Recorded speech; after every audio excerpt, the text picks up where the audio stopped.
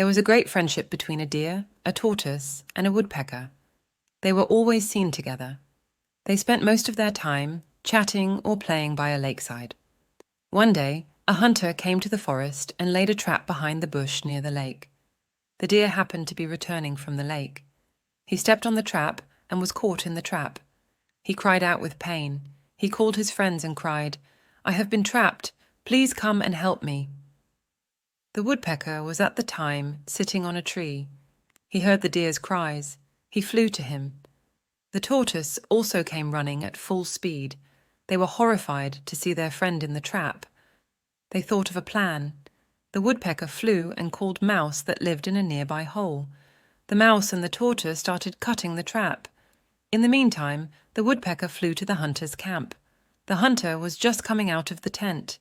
He had heard the cries of the deer and was anxious to catch him. The woodpecker acted quickly and sat on his head. He pecked twice on his head. The hunter cried out with pain and went back to his tent to take rest. He saw the woodpecker sitting on the tent. He decided to go out from the back door of the tent. However, the woodpecker had anticipated this. He too went to the back door of the tent, and as soon the hunter came out, he pecked on his head again. The hunter felt giddy and sat down on a stone to take rest. The woodpecker's purpose was solved. He flew back to the deer. By then, the mouse and the tortoise had cut open the trap and the deer was free. He thanked his friends and the mouse for their timely help. Just then, the deer saw the hunter approaching. He warned his friends. The mouse, the deer, and the woodpecker escaped. But the tortoise was caught. He put him into his bag and tied it with a strong string. The woodpecker had seen all this. He called out to the deer and informed him that the hunter had caught the tortoise. It was now Deer's turn to help his friend. He thought, "If I go and lie down in the hunter's path, the hunter would keep his bag containing the tortoise on the ground and try to catch me. When he will be nearing me, I shall run very fast. The hunter will follow me. I shall take him to the thickest part of the forest, from where it will be very difficult for him to find his way back. In the meantime, the woodpecker will cut open the bag and release the tortoise." He told his plan to the woodpecker. The woodpecker approved of the plan and advised the deer to be very careful. Be alert of the plan and advise the deer to be very careful. Be alert of the hunter's footsteps and run as fast as you can. The woodpecker advised him. The deer told the woodpecker not to worry about him and took a short cut to reach the hunter's path. He lay down on the path, pretending to be dead. Soon the hunter came along the path and was very happy to see a dead deer in front of him. As expected, he kept his bag at a side and ran to pick up the deer. The deer had been very alert. As soon as he heard his footsteps, he stood up and ran swiftly. For a second, the hunter remained rooted to the ground. He had been twice deceived by the deer. He was now bent upon catching the deer. He forgot his bag and the tortoise and ran behind the deer. In the meanwhile, the woodpecker had already reached the hunter's bag. He was opening it. Soon, he was successful in opening the bag. The tortoise thanked him for his help. The woodpecker was worried about the deer. So, he advised the tortoise to go and hide in the lake, while he himself flew in the direction in which the deer and the hunter had run. Soon, he could see the deer being followed by the hunter. He also flew over without losing the sight of the deer. The deer had now reached a thick part of the forest. His intention was to lead the hunter into the deepest part of the forest and leave him there. He would never be able to find his way back to the lake. He ran fast with the hunter following him. When he entered the thickest part of the forest, he hid behind a bush. The hunter went ahead. The deer then ran in the reverse direction.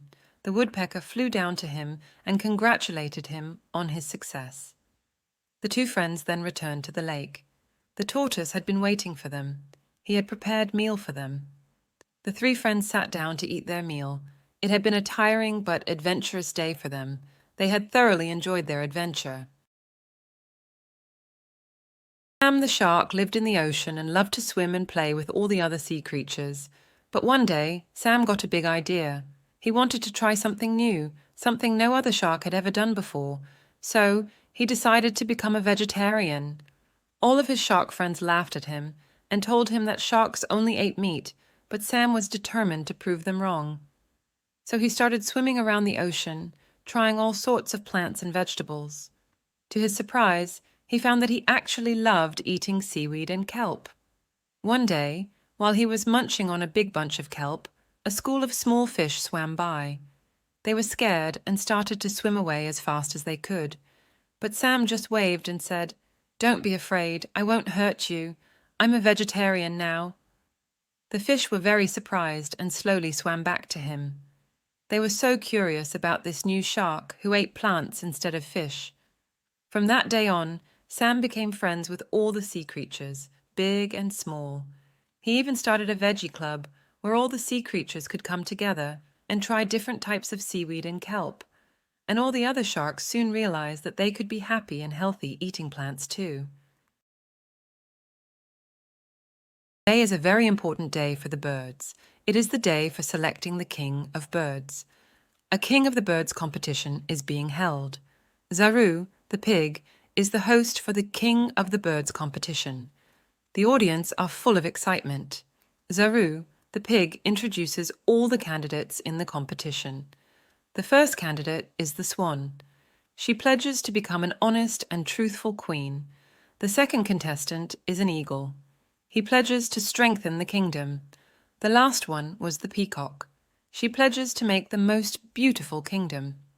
The King of the Birds competition was reaching its peak.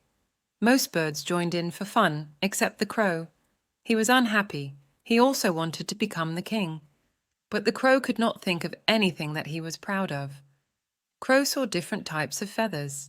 Swan's white feather, eagle's large feather, and peacock's beautiful feather were all dropped in the ground. The crow came across an idea. He started to attach those feathers on his body and entered in the King of the Birds competition. Zaru, the pig, announced the fourth contestant, the crow. He said, "I possess all the advantages of the swan, the eagle, and the peacock. I have the swan's white face, the eagle's grand and huge wings, and the peacock's beautiful, gorgeous feathers." Suddenly, the peacock noticed that the crow has attached his feathers, eagle's feathers, and swan's feathers. All of them ran up to the crow and pulled out the fake feathers. All naked, the true identity of the crow was revealed. Shocked audience shouted at the crow for his deception. Moral of the story: we should never copy others. We should always be ourselves. There once was a farm with a big red barn, and in that big red barn there lived many animals, the smallest of which was a little red hen. The little red hen may have been little, but she was the most active resident of the farm. When she wasn't laying eggs, she spent her time clucking and walking about the barn, pecking at the seeds on the ground, or gathering up twigs and hay to make her nest. She kept everything in the barn tidy and clean. One day, while she was pecking at the ground, she discovered some leftover wheat grains that the farmer had left behind. She knew that the wheat could be planted and then made into delicious fresh bread. So she went to the pigsty, where the pig was eating from a bucket of slop. Excuse me. Cluck, cluck. I need someone to help me plant this wheat," said the little red hen. "Oink, oink. Not I," said the pig, as he went back to his slop. So the little red hen went outside and found the cat, lying in the sun and playing with a ball of yarn. Cluck, cluck. Will you help me plant this wheat?" said the little red hen. "Meow," said the cat. "Not I. Can't you see that I'm busy?" Meow. The little red hen was frustrated, but she did not give up. She walked all the way out to the pond, where the duck was lazing around in the cool water. "Cluck, cluck, will you help me plant this wheat?" said the little red hen. "Quack, quack, not I. Maybe I will help you later when I am finished with my swim," said the duck. "Cluck, cluck, then I will do it myself," said the little red hen. So the little red hen went off on her own, out to the field, and found a nice spot to plant the wheat. When she was finished, she went back to the barn to rest. Soon, when the wheat had grown tall and golden yellow, the hen became excited to make bread from it. But first, she had to harvest it. Cluck, who will help me cut the wheat? Asked the Little Red Hen. Not I, oinked the pig, who was lying in some mud. Not I, meowed the cat, who was taking a cat nap. Not I, quacked the duck, as he waddled back to the pond. Cluck, cluck, then I will do it myself, said the Little Red Hen. Once the wheat had been ground into flour, the Little Red Hen knew it was time to bake the bread. Cluck, who will help me bake the bread? She asked, although she already predicted what the answer would be. Not I, oinked the pig. Not I, meowed the cat. Not I, quacked the duck. Cluck, cluck, then I will do it myself, said the Little Red Hen. So she made the flour into a loaf of bread and put it into the oven. Then she sat and rested. Soon, as the bread became hot and soft, the air filled with the sweet smell of freshly baked bread. The pig and the cat and the duck all came running into the big red barn. Ah, who will help me eat this bread? Cluck! Who will help me eat this bread? Said the Little Red Hen. I will, oinked the pig. I will, meowed the cat. I will, quacked the duck. Cluck, cluck, well, said the hen. Did you help me plant the wheat? And did you help me harvest the wheat? And did you help me mill the wheat? And did you help me bake the bread? The other animals all shook their heads no. Then I will eat the bread myself, said the Little Red Hen.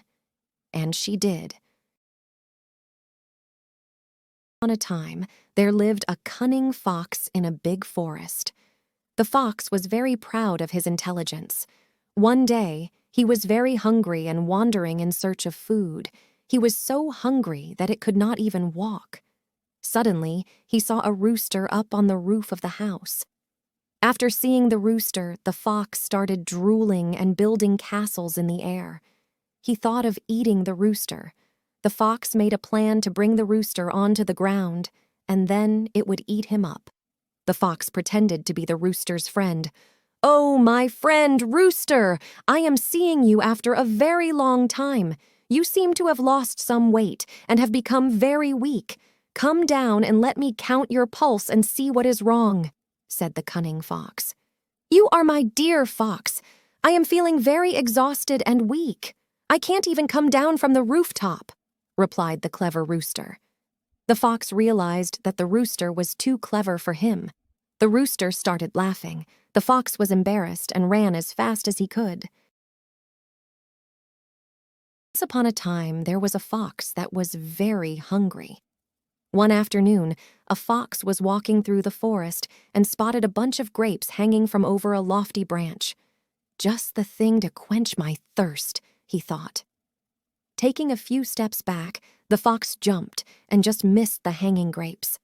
Again, the fox took a few paces back and tried to reach them. Finally, giving up, the fox turned up his nose and said, "They're probably sour anyway," and proceeded to walk away. Moral of the story: it's easy to despise what you cannot have.